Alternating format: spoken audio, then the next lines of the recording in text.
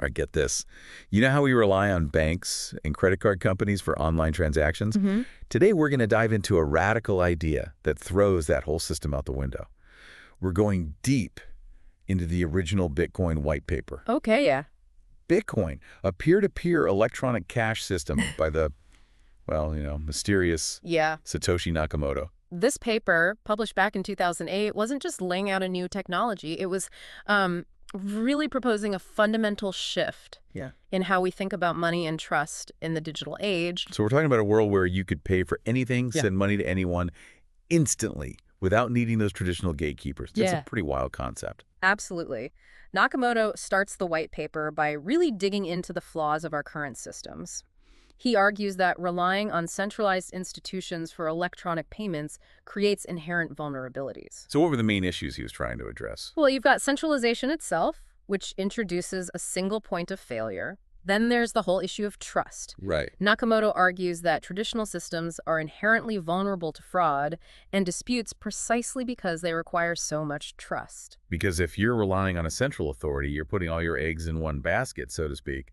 What happens if that authority fails, or worse, is compromised? Exactly, and let's not forget the costs associated with these systems.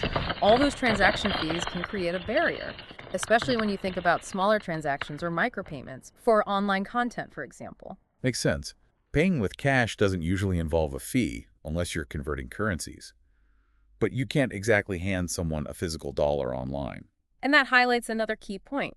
Nakamoto points out that traditional systems struggle to achieve true irreversibility in transactions, because that trust element always leaves room for disputes and the need for mediation. This is where he draws a contrast with the simplicity of cash transactions, where ownership is transferred instantly and irrevocably. Okay, so he's laid out the problems with the existing systems. But how does Bitcoin actually solve them? I'll be honest, when I first read this paper, the technical details about blockchains and proof of work kind of went over my head. It's definitely complex stuff, but the core concepts are surprisingly intuitive once you break them down.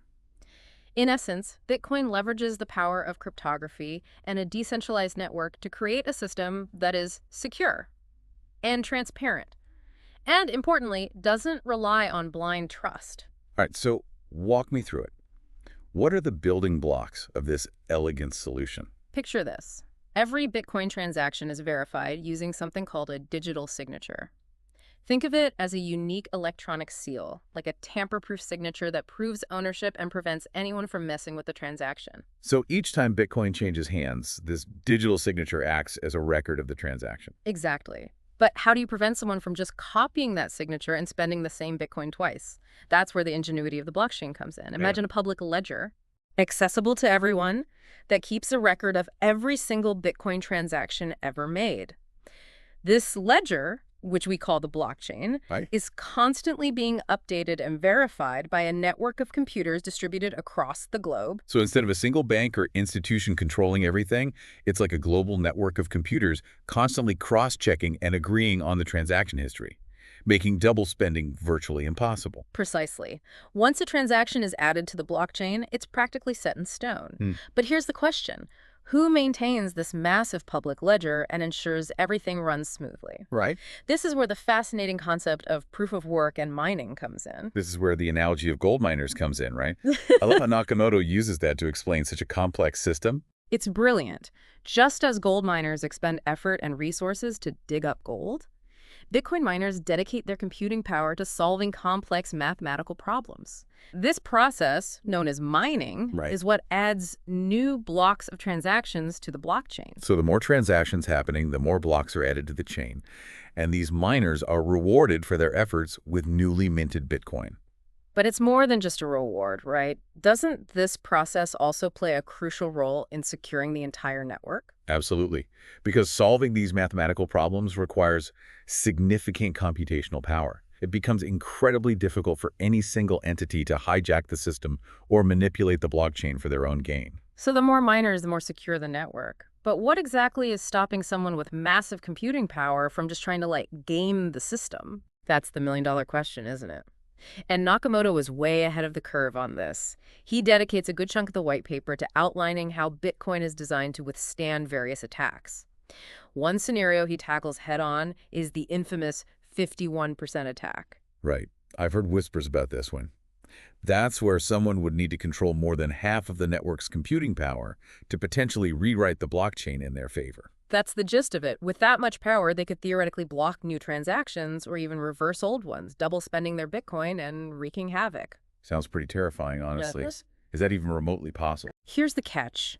Achieving that level of control over a decentralized network like Bitcoin is astronomically difficult. We're not just talking about a few supercomputers here. You'd need to outmuscle the combined computational power of every other participant in the network, which is a constantly moving target as more and more miners join in. So it's like trying to outswim a tsunami. You might be strong, but the sheer force of the opposition is overwhelming. Exactly. And the beauty of it is, as the network grows, that 51% becomes harder and harder to reach. The attacker would need exponentially more resources just to keep up, making it a losing proposition. But let's say, for argument's sake, someone did manage to pull it off. What's stopping them from going on a blockchain rampage, creating millions of Bitcoin out of thin air, or erasing their debts? Yeah, that's what I'm wondering. If they control the record, can't they just write their own happy ending? This is where the elegance of the blockchain's design really shines. Remember how we talked about each block being cryptographically linked to the one before it, like a chain of digital signatures? Even if an attacker altered a past transaction, they'd have to then redo the computational work for every single block that came after it to maintain the integrity of the chain. Hold on, so they'd need to reamine the entire blockchain from that point forward. That sounds ridiculously impractical, even with a ridiculous amount of computing power. Precisely. And keep in mind, the rest of the network wouldn't just sit idly by. They'd be constantly adding new blocks, making that attacker's task even more insurmountable with each passing second. But even beyond that, Nakamoto built in further safeguards. He explains how the network itself is designed to sniff out and reject fraudulent transactions. So it's like having millions of microscopic blockchain detectives combing through every detail, instantly spotting anything fishy. You could say that. Yeah. Each node in the network is constantly checking and validating transactions against the established rules.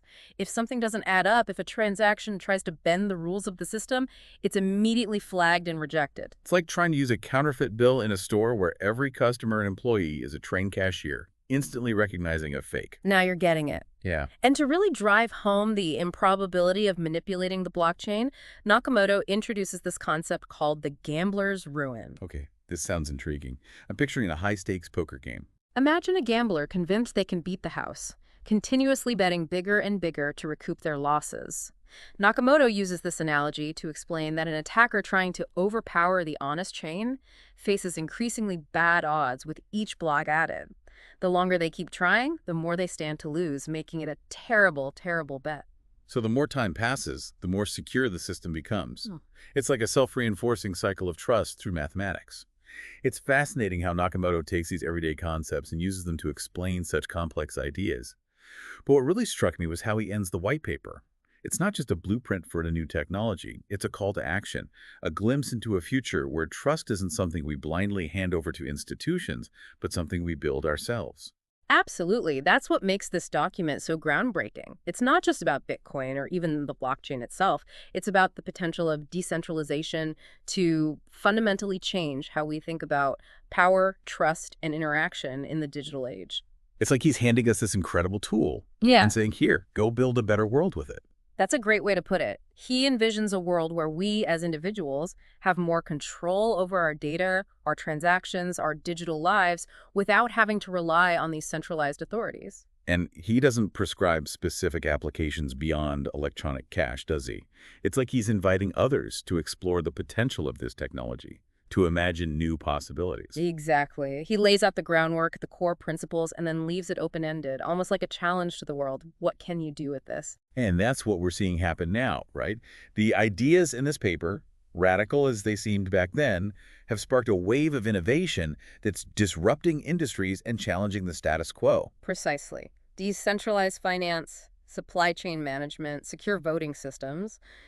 These are just a few areas where we see the principles of the Bitcoin white paper being applied in exciting new ways. It's kind of mind-blowing to think that a single white paper once relegated to obscure corners of the internet, could spark such a revolution. Yeah, it really speaks to the power of ideas, doesn't it?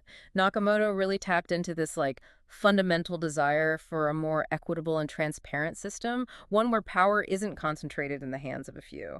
And it's not just about, like, shifting power, right? It's about fundamentally changing how we interact and transact in this increasingly digital world. Exactly. Take privacy, for example. We've all become, increasingly aware of how our data is collected, shared, and sometimes exploited in these traditional systems. Nakamoto addressed this head-on in the white paper, outlining how Bitcoin's use of public keys and a transparent ledger actually enhances privacy in many ways. Right. It's like the best parts of anonymity and accountability, Hmm. like combined. You can choose to keep your transactions private, but everything is still verifiable on the blockchain, which fosters a sense of accountability that's often missing in traditional systems. That's a great point, and it highlights a really crucial aspect of this whole technology. It's not about perfect anonymity or complete transparency. It's about finding that balance that empowers individuals while maintaining the integrity of the system as a whole. So as we kind of wrap up this deep dive into the Bitcoin white paper, what's the key takeaway you hope our listener walks away with? I think the real genius of this paper wasn't just in the technical details of blockchain or even the creation of a decentralized currency. It was about presenting this radical alternative, a blueprint for a future where trust isn't blind faith, but rather a product of transparency, cryptography, and collective consensus. A future where we're not, beholden to these massive institutions, but instead active participants in a more decentralized and equitable, digital world. Precisely. And while Bitcoin itself has gone through countless iterations and evolutions since that original white paper, those core principles continue to drive innovation and I think challenge us to rethink the very fabric of our digital interactions. It's a powerful legacy, that's for sure. So to our listener out there, here's something to ponder. Nakamoto ends the white paper talking about the beauty of Bitcoin's uh, unstructured simplicity. If this elegant system, built on decentralized consensus and mathematical proof, can revolutionize something as fundamental as money, what other aspects of our lives could it transform? What about how we verify information, how we govern ourselves, how we build trust in online communities? The possibilities are, well, they're truly exciting. It's like Nakamoto gave us this glimpse into a future brimming with potential, and it's up to us to explore it. That's all the time we have for today's deep dive. We hope you found it insightful and maybe even a little bit mind-bending. If you're interested in exploring the original Bitcoin white paper for yourself, you'll find a link in the show notes. Until next time, keep questioning, keep exploring, and keep diving deep.